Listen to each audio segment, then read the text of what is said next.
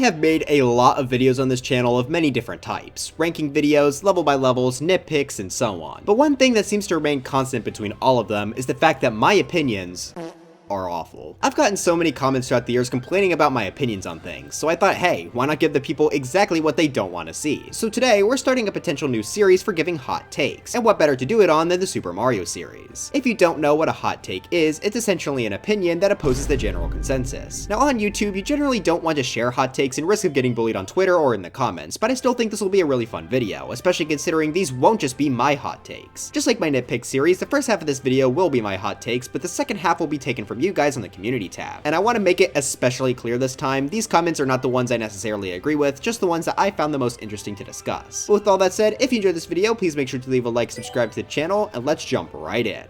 So I want to start this with what I believe to be my first ever hot take on the mainline Mario series. Growing up, I used to watch a lot of top 10s here on YouTube. I'm sure you never could have guessed. And of course that meant watching a lot of top 10s regarding the Mario series. YouTube channels like Screw Attack and I don't know, Watch Mojo probably, made videos ranking their top 10 favorite Mario games, and placing at number 1 was a little game called Super Mario Bros. 3. Now at the time I had never played this before, but everyone I have ever heard talk about it says it's the best or one of the best Mario games ever made. So after watching probably too many of these videos, I finally decided to purchase Mario 3 in Virtual Console, and that's it? I hated playing it for several reasons, and so to this day, Mario 3 is one of my least favorite games in the franchise. Obviously, I can't go over all the reasons here, but let's just tackle some of the main ones. First off, the level design in this game is very weak. As many of you know, I'm working on a video ranking every 2D Mario level, and a surprising amount of Mario 3 levels ended up near the bottom. They're either so short they don't get to do anything, or have terrible ideas that don't need to be stretched out. Probably the most clear example is this level here, where literally all you have to do is run on top of munchers with several stars. Wow, how exciting.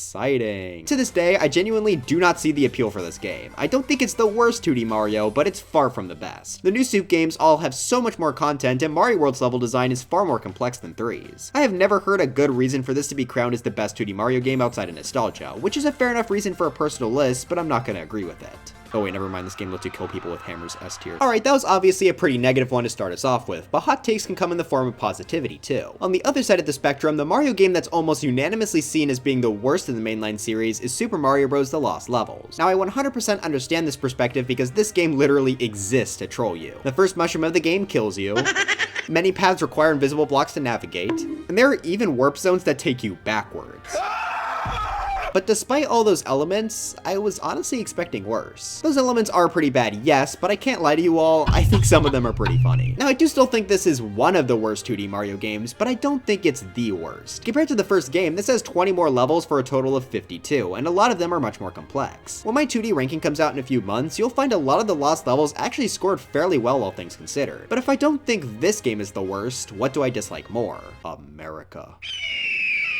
Well, more specifically, Super Mario Bros. 2 USA, the game to replace the lost levels. Everyone knows by now that this is a reskin of a different game, Doki Doki Panic, and that means it plays very differently from previous titles. You don't jump on enemies to kill them now, instead you have to pick up things and throw them. I just really don't like how this feels, and it made this game super unfun for me. Now I think people generally like Mario 2 USA, but I'm sorry, the controls are far too weird for me. So in my tier list of Mario games, Lost Levels would just sneak above its replacement. Okay, I've been sort of sticking toward the bottom of a potential Mario game tier list. Do I have any hot takes towards the top end? Well, alongside people always praising games like Mario 3 in older YouTube videos, they seem to always hate the new Super Mario Bros. Series. Nowadays, people at least seem to be a lot nicer to DS and Wii, but the same cannot be said for NSMB2 and U. Since they're the latter two games of this miniseries and both released within the same year, many felt that these games are the blandest and most boring Mario games ever created. Now, I certainly understand why people would say that. I mean, the art style looks nearly identical to the games that came before, but I'm gonna have to strongly disagree with Mario U being seen as one of the worst 2D Mario games. This has so much content. In fact, I would argue the most content out of any 2D Mario game to this day. We'll get to that in a minute. I mean, sure, the art style can be a little bland, but the levels themselves are still pretty good. I mean, simply having star coins makes them on average so much better than the levels from the older games. But on top of that, if you get New Super Mario Bros. U Deluxe, you get a whole second campaign in the form of Luigi U. But if you count that as its own separate thing, Mario U still has its challenge mode. I've said it before and I'll say it again. This is one of the best things they ever added to a 2D Mario game. It provides for unique challenges like speedrunning a stage, jumping on enemies for 1-ups, beating a stage without coins, and so on. If you go for all the gold medals, these are extremely challenging, easily the hardest content of any 2D Mario game and maybe even any mainline game in general. I had a blast 100%ing this mode, and I think it does not get nearly enough praise, especially considering I spent more time with this side mode than I did with an entire game that has been praised to death. Super Mario Bros. Wonder. Of the hot takes in this video, this is the one that I think might get me killed the most, even if it's also probably the most tame. But I honestly found Mario Wonder to be a bit disappointing. Now, it is still probably the best 2D Mario game, but I don't think it's by that much. Obviously, the level design in this game is super creative, and since that's usually the most important thing, I understand why people are praising it. For me, though, I also found that there are a lot of unnecessary problems. For starters, the bosses are awful. There are literally only 5 in the entire game, the second lowest amount in the series, only behind Mario Land for the Game Boy. 4 of these bosses are also just Bowser Jr., which is super lame. The problem is absolutely not helped by the fact that 2 of this game's worlds just end without a boss, making them feel super anticlimactic. That problem also carries over to the airships since they also don't end with bosses here. This sticks out so much that it honestly made me feel like this game was kind of rushed. On top of that, this game does not have a challenge mode like Mario U, meaning it has significantly less content. The multiplayer in Wonder is also just not as good as the new Soup game since you can't physically interact with the other players. Also, this game not having real online multiplayer when 3D World was able to do it is honestly embarrassing. Add on all of these elements together, and I think that brings Mario Wonder down at least to a similar level to the new Soup games. I do still think it is better, but only just barely. But I've gone this whole video so far only talking about 2D games, so for my final hot take before looking at the comments, I want to give what's probably my most infamous bad take on a 3D game. I think Mario Galaxy is kind of mid. Now, do I think it's a bad game? No, but I will still keep saying it for the sake of the funny. I just personally did not enjoy this game nearly as much as the other 3D Mario titles. I do plan on making a big video about this sometime in the future, but let me just run through a few of my highlight points. This is easily the worst feeling controls out of any 3D Mario game, and the movement is usually my favorite part. In Mario Odyssey, for example, it feels so fast and fun moving around the stages, but Galaxy is just so much slower. Jumping from a standstill genuinely makes me so annoyed, like why isn't he going anywhere? The fact that you can't skip cutscenes in this game also makes it so tedious to replay for absolutely no reason. The level design I also just found to be kind of boring. It takes this really weird middle ground between the exploration games of Odyssey and 64 and the linear games like 3D Land and World. Now, I like both styles of 3D games quite a bit, but I don't think this weird middle ground works that well. Now, that's not to say there's nothing to like. The music is great, and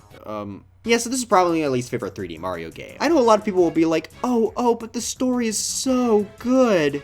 I mean, it's alright. Listen, I don't play Mario games for a story. It'd be cool if they had a good one, but they're like the absolute bottom priority for me. I think Mario Odyssey's story is absolutely perfect, and it has a good amount of gameplay to back it up. Mario Galaxy just doesn't for me, so that's a very short summary on why I'm not a huge fan of it. Oh, also, I don't like Rosalina. But now it's time for the wacky comment section. I'm relying on you guys to be extra bad this time so that I look a lot better. One of the most liked hot takes on the post is by Cole Emus, who says, "Hot take, I actually enjoy the Koopalings and I think they should still be used." Right away, we're starting off strong because I actually agree with this one. The Koopalings have shown up as bosses in 5 mainline games, which is a lot, but I still like them as characters. Really, my problem with them is that in almost every single one of their games, they could super easily be cheesed. If they removed the cheese from the fights and made them each slightly more distinct with their attacks, I think people would be much more on board with the Koopalings coming back in future entries. While on the topic of the Koopalings, Weirdo Milkshake says, "Honestly, I feel like the Koopalings should get a shot in a 3D game. I know people say they're overused, but I still think it could be an interesting concept. Of the 5 mainline entries I mentioned, every single one of them is in 2D, so yeah, I think it would be kind of cool to adapt each of them into the 3D style. Now, I'd only want this if more unique bosses are added alongside them, similar to how Odyssey had both the Brutals and the Kingdom bosses. But yeah, I think having to fight Ludwig as he clones himself, or avoid Lemmy's balls, or even survive Iggy while he Iggy's all over the place could be really cool in 3D. The last Koopaling hot take we have comes from Wheatthin, who says, "Morton should be the next main character of the Mario series because of his coolness and awesomeness. He would drag Mario in a cage until he reaches a painful death." Yeah, sure, whatever you say, man. C3P Mal20 says, "I don't think a Mario Odyssey 2 should come out because what made the first one so great was how unique it was, so I think they should just try and do a unique idea for a 3D Mario game instead." Now, I'm sure you can tell by my profile picture I strongly disagree. So first off, yes, Mario Odyssey's uniqueness is one of the main reasons people love it so much, but also the fundamental idea behind it is just really fun. Being able to capture things to take over the movesets is a great idea, and I think it could easily be expanded upon for a second game. The movement is also a big reason people like Odyssey so much, and giving us new areas to roam around with it would be amazing. Also, just because Mario Odyssey 2 would be a sequel doesn't mean it wouldn't be unique. The Kingdom and Capture ideas could be really out there in a sequel, but we won't know that for sure until we get it. Nintendo, please, please, please, please, please, please, please. As for a Mario Odyssey take I did agree with, we have Latent SPD who says, when people say there should only be 400 moons in Odyssey, I wince a little. The massive areas would not work at all if there was so little, and it would feel insanely empty. Just because there are a lot of moons doesn't mean they're worthless. It's not about the reward itself, it's the fact that they are rewarding you for exploring that makes them feel so good to collect. So this is a criticism I see a lot of people making for not only Mario Odyssey, but a lot of recent games, that they just have too much content. I genuinely do not understand this perspective at all. I feel like if I'm buying a game, I'd want it to have as much good content as they can put into it, and I think Mario Odyssey's moons are great examples of how to do it. There are maybe like 10 moons that I would outright call bad, but out of 836, that is a fantastic score. I feel like if Mario Odyssey was closer in size to something like Bowser's Fury, that'd be extremely disappointing. I enjoyed Bowser's Fury, but it's very clearly a smaller game, and I like to actually spend time with the games that I buy. As I've said as well, this is far from a Mario Odyssey exclusive complaint. One other set of games I see get this a lot is The Legend of Zelda Breath of the Wild and Tears of the Kingdom in regards to their Korok seeds. Yes, there are a lot of them, but that's what makes exploring Hyrule so exciting. Every single time I found a Korok puzzle in my playthrough, I was excited to complete it, and I don't understand why people would want their worlds to be more empty. I think it has to do with people getting burnt out trying to 100% games like these, but if you're not having fun, you don't have to 100% it. Normally I don't like dismissing criticism under the don't like, don't play, but in this case, that's literally just the solution to your problem. Let people who want to explore have the content instead of begging for its removal so that you don't have to play it. Moving back to the 2D games, Captain Pep 3 says, the mini mushroom is super fun to use. It's a nice sort of hard mode for New Super Mario Bros, which is already a pretty easy game, and it's fun being so floaty. I actually agree with this, though there is a little asterisk on that. I think they're absolutely correct in the mini mushroom being a great challenge for levels when it's used well. While you do get a few abilities like being small, being able to run on water, and up walls, you are now extra vulnerable to enemies. This can provide for some really cool challenges. New Super Mario Bros. DS, for example, requires you to beat 2 of its bosses with the mini mushroom to unlock the secret worlds. That is a great challenge, so when the level is designed with the mini mushroom in mind like that, it can be good. However, I do think the New Soup series handles the mushroom a bit poorly. There are a lot of levels that require the mushroom for a star coin or secret exit, but they don't contain a mini mushroom within the course itself. That means you have to exit out, go to a different level, and then come back with a mushroom already equipped, which is just so tedious. If they made it so every level that needs a mini mushroom had one, I'd be extremely happy. Sticking with power-ups, user says the Super Ball flower is better than the Fire Flower. No!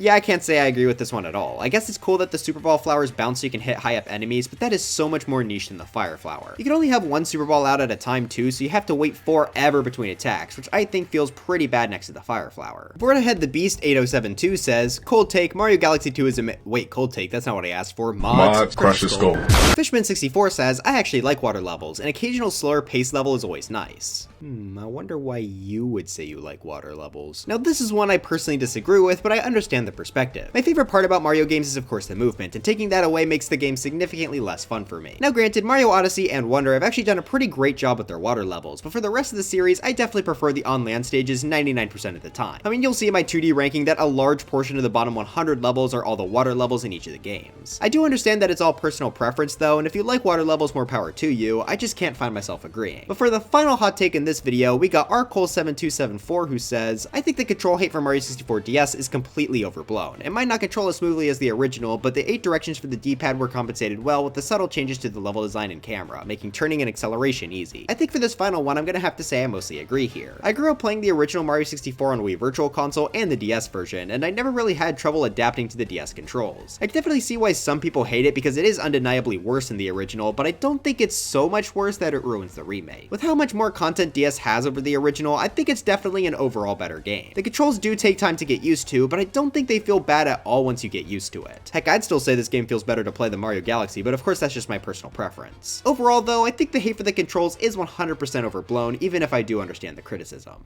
But anyways, that's it for this video. Are you mad I didn't mention Batman as a hot take? Well, that's because everyone agrees he should be in the next game, but let me know in the comments. As I said, this is a little test run for a new series, so let me know if you all enjoyed it, how I can improve it, and what else you'd like to see me cover if I do more of these in the future. Also, I'll definitely do a second mainline Mario video if this does well, just because I had a lot more that didn't make it into this video. Well anyways, dry bones for Smash, and I'll see you guys next time.